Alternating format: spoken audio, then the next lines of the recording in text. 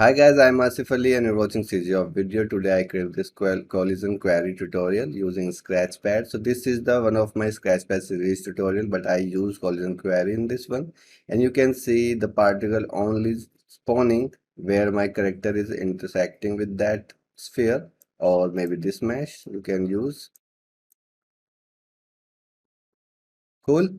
So today I will create that from scratch, and if you like this video, please like, share and comment, and if you haven't subscribed to the channel yet, please subscribe it. Hi, so in this tutorial we will cover the collision query in Scratchpad. So let's first I'll create a map,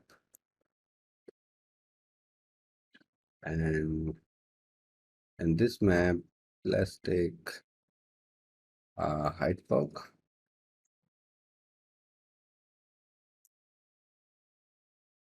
Okay, and then to understand the collision query, first we will create a material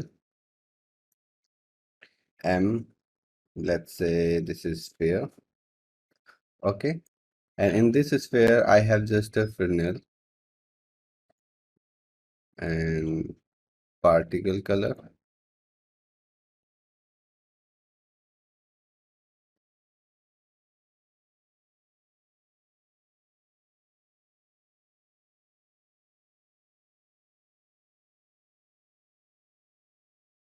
Okay, this will be actually opacity. You can use default lit if you want.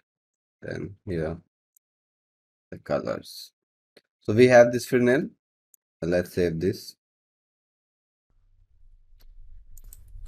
And now in Niagara, I'll take this fountain FX.